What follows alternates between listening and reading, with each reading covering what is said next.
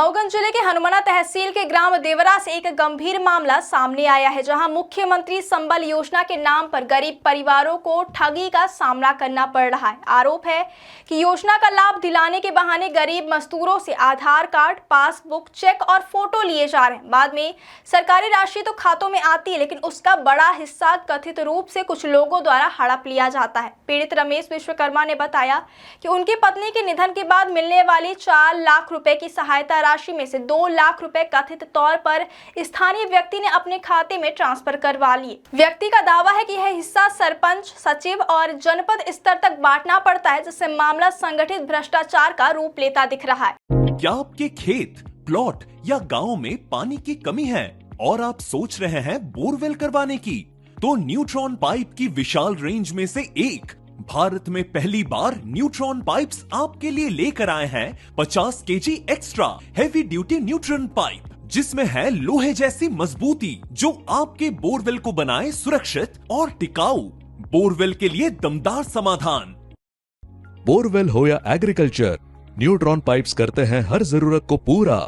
किसान से लेकर इंजीनियर तक हर किसी का भरोसा, मजबूती, टिकाऊपन और विश्वसनीयता का सिर्फ एक ही नाम, न्यूट्रॉन पाइप्स।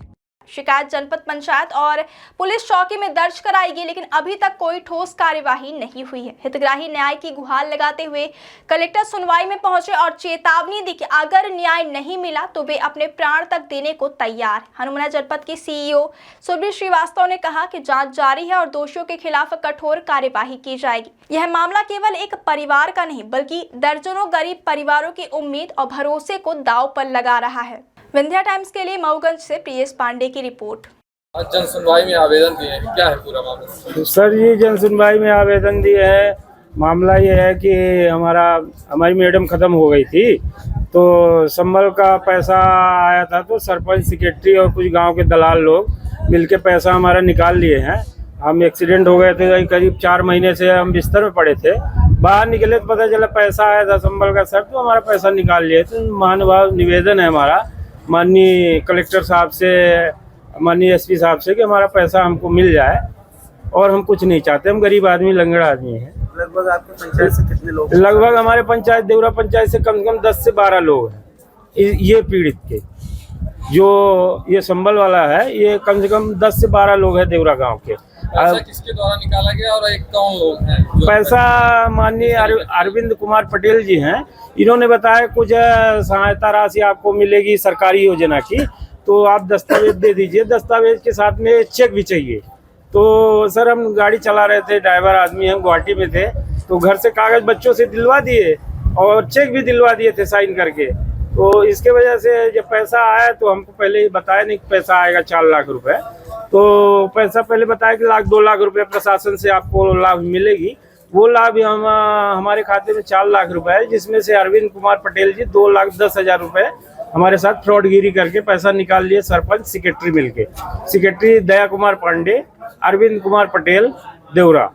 आज यहाँ आए क्या? आज हम आए कलेक्टर। पूरी नहीं होती तो? नहीं, हमारी मांगे पूरी नहीं होगी तो हम यहीं कलेक्टर ऑफिस के सामने फांसी लगा के मर जाएंगे। हम गरीब आदमी, हम मर रहे हैं, हम मर जाएंगे, फांसी लगा के मर जाएंगे कलेक्ट्रेट में। हमारे साथ न्याय होना चाहिए। जी सर, नमस्कार। मैं शैलेंद्र गिरी और ग्राम पंचायत देवरा का रहने वाला हूं, और मेरे पिताश्री का नाम नागेंद्र गिरी नाम है, और जो मेरा भाई था दीपू गिरी, और इसमें वो करीब 2022 में ख़त्म हो गए थे नॉर्मल मृत्यु में रीवा गांधी हॉस्पिटल में।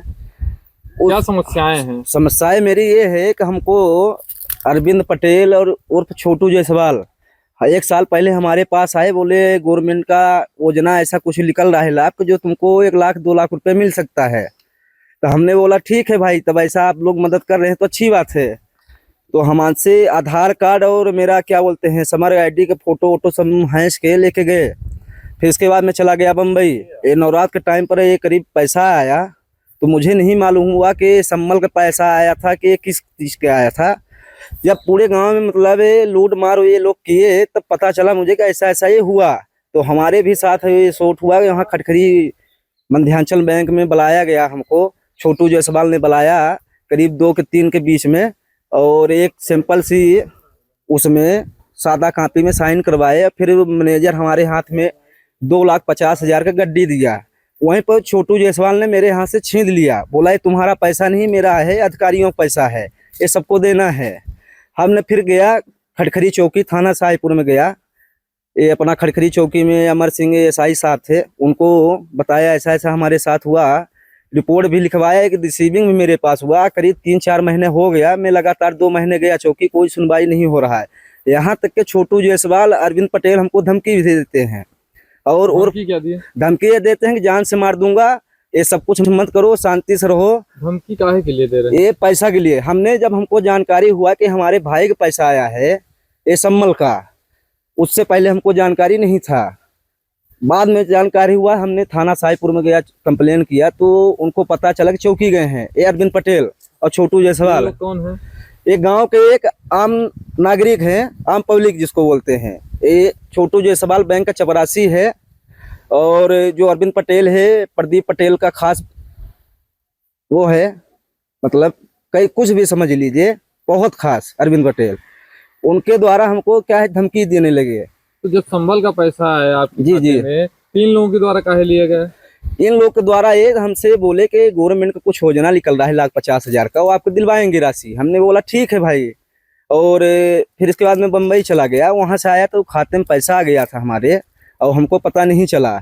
जब वहाँ में गया बैंक में, छोटू जायसवाल ने बोला ऐसा ऐसा करो, तो हमने साइन करके और मेरे हाथ में 2.5 लाख रुपए आया, छोटू जायसवाल ने छीन लिया। फिर इसके बाद हमने 4 दिन बाद बोला भाई मेरा पैसा दो, ये तो मेरा पैसा है, मेरे भाई का पैसा है, मेरा भाई मरा है। तो बोले नहीं ये मेरा पैसा है, ज़्यादा करोगे तो गाड़ी छुड़वा दूंगा, जान से मार दूंगा। फिर थाने में गया, चौकी में भी गया, रिपोर्ट भी लिखवाया। अमर सिंह एसआई साहब भी बोले कि कंप्लेन आपस ले लो, नहीं तुमको उचा के अंदर डाल दूंगा। फिर सेक्रेटरी साहब के पास गया, मैं बोला आप मेरे पंचायत के सेक्रेटरी हो, कैसे ये सब हो रहा है? सेक्रेटरी साहब बोले आप मेरे ब्लैक में नहीं कर रहे हो, मेरे घर में 4 एसआई हैं, आपको अंदर करवा दूंगा। सेक्रेटरी कौन है? ये सचिव पाड़े, ये हरदिया के रहने वाले हैं। फिर इसके बाद हमने अरविंद पटेल को भी बताया ऐसा ऐसा है, तो अरविंद पटेल बोले कि शांत रहो, नहीं तुम्हारे साथ कुछ भी हो सकता है। तो हमने 2-3 महीना लगातार चौकी गया, अमर सिंह एसआई साहब को बताया ऐसा ऐसा मेरे जान खतरा है। मेरे मोबाइल में मैसेज भी डाले हैं, उल्टा सीधा लिख के भेजे हैं कि जान से तुमको मार दूंगा। और फिर इसके बाद अरविंद पटेल जो है, फिर वहाँ अमर सिंह एसआई साहब फोन लगा के बोले इसका केस वोस मत लिखना, सब रफा दफा कर दो। वो अमर सिंह साहब पैसा भी खा गए हैं।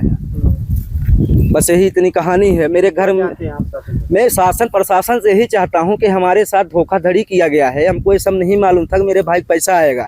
हमको दीपू गिरी और मेरे पिताश्री का नाम है नागेंद्र गिरी, अब ताकि उनकी एक पत्नी भी है काजल गिरी हैं। तो प्रेजेंट टाइम भाई मेरा खत्म हो गया, तो चले गए थे मई के। अब मुझे नहीं मालूम था कि मेरे खाते में आएगा। अब क्या चाहते हैं शासन? मैं शासन प्रशासन से चाहता हूं कि मुझे अन्याय और मुझे इंसाफ चाहिए, ये मेरी मांग है। जी सर।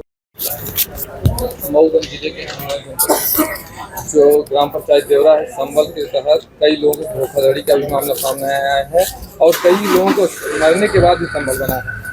क्या कुछ मामला है इसका? जानकारी मुझे अभी रिसेंटली प्राप्त हुई है, हफ्ते 10 दिन पहले, और इसके लिए हम लोगों ने जांच समिति, हमारे बीपीओ जो इंस्पेक्टर होते हैं उनकी अध्यक्षता में समिति गठित की गई है और उनसे कार्यवाही और उनका जो जांच है जो भी है उसकी पूरी प्रोसेस ऑनगोइंग है। जैसे ही इसका निष्कर्ष प्रतिवेदन मेरे पास आता है और कलेक्टर सर को मैं उसको प्रेषित करूँगी, और कलेक्टर सर से भी मेरी बात हो चुकी है इस बारे में। मैंने उन्हें सूचित किया है कि ऐसा ऐसा बहुत बड़ी सी बात है, जैसे कोई बहुत छोटी मोटी बात नहीं, बड़ी बात है। कलेक्टर साहब को पूरी सूचना दे दी गई है कि इस पर जांच की जा रही है और लगातार सब लोगों से मैं संपर्क में भी हूँ जो भी शिकायत करता है, और हमारी कोशिश है कि हम इसे जल्दी से जल्दी निपटा दें। इसकी जो तार है ग्राम पंचायत से लेकर जनपद पंचायत तक जुड़े हुए हैं, क्या कुछ कार्रवाई होगी? नहीं, बिल्कुल। अगर ये जितनी भी जांच है अगर निकल के आएगा, जो लोग भी इसमें रिस्पॉन्सिबल होंगे सब पर ही कार्रवाई प्रेषित होगी, ऐसा नहीं है। और जैसे ही कुछ आएगा तो आप लोगों को सबसे पहले सूचना दी जाएगी। जांच प्रक्रिया में नोटिस में समय सीमा दी गई है। जांच प्रक्रिया में समय सीमा यही थी कि जितने जल्दी हो सके, पर आप लोग भी जानते हैं कि जांच की जाती है, उसकी भी प्रोसेस होती है। सबको जवाब देने का मौका मिलता है, समय मिलता है, तो उस हिसाब से जांच चल रही है। और जैसे प्रस्तावित होगी कोई जांच प्रतिवेदन उसे हम फॉरवर्ड कर देंगे कलेक्टर घर के न्यायालय में, चाहे केस चलेगा जिला पंचायत में चले, जहाँ पर भी जैसा भी वसूली होगा या जो भी कार्रवाई करनी होगी उन पर निर्धारित। क्या वजह है कि आज इनको जन सुनवाई तक आना पड़ा यहाँ से टिकट करने? ये तो मुझे बिल्कुल भी नहीं समझ नहीं आया, क्योंकि ये लोग मेरे पास आ चुके हैं। जिस दिन आए उसी दिन मैंने जांच समिति भी गठित कर दी थी, उसके हफ्ते भर के अंदर ही जांच चालू हो गई है। तो मैंने भी इनको यही समझाया है कि आपको ज़्यादा कहीं भटकने की जरूरत नहीं है, आपने मुझ तक इन्फॉर्मेशन दे दी, मैंने कलेक्टर सर तक बता दिया है, बार बार आने का कोई मतलब नहीं। जो टाइमलाइन है वो टाइमलाइन वैसे ही रहेगी। मेरा फ़ोन नंबर सबके पास अवेलेबल है ही, तो जिनको जैसी जानकारी चाहिए हो जनपद आ जाए, मैं हमेशा मिल जाती हूँ। आरोप ये भी है कि फोन ही रिसीव नहीं होता है। फोन रिसीव इसलिए नहीं होता है कि क्योंकि व्यस्तता रहती है। अब हम जन समय में बैठे हैं तो मैं कैसे फोन उठा सकती हूँ एडीएम सर के सामने, है ना।